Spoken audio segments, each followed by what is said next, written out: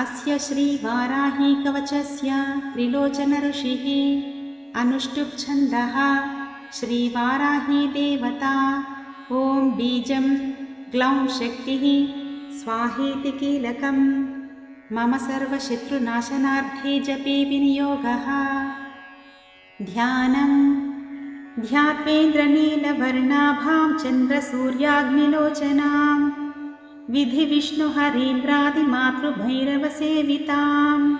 ज्वलन्मणिगणप्रोक्तमकुटाम् आविलम्बिताम्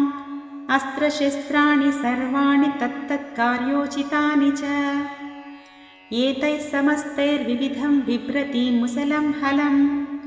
पात्वा हिंस्रान् हि कवचं भुक्तिमुक्तिफलप्रदम् पठेत् त्रिसन्ध्यं रक्षार्थं घोरशत्रुनिवृत्तिदम्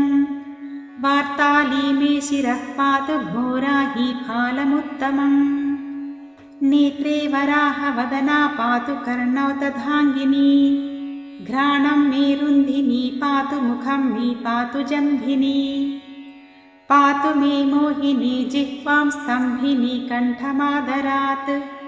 स्कन्दौ मे पञ्चमी पातु भुजौ महिषवाहना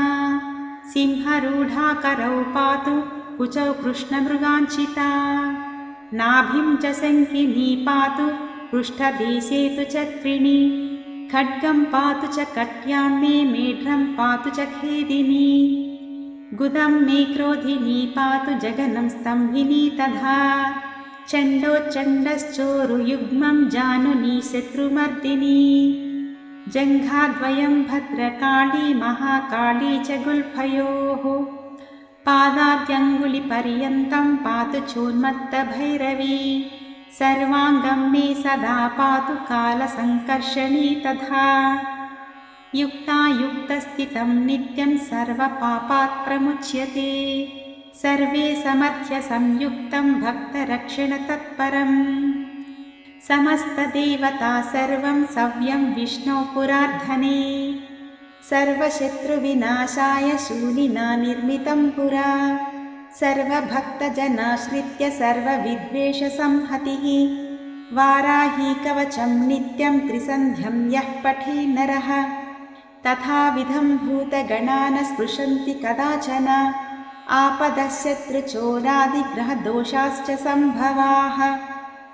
माता पुत्रं यथा वत्सं धेनुः पक्ष्मेवलोचनं तथाङ्गमेव वाराही रक्षा रक्षाति सर्वदा इति श्रीरुद्रयामलतन्त्रे श्रीवाराहीकवचम्।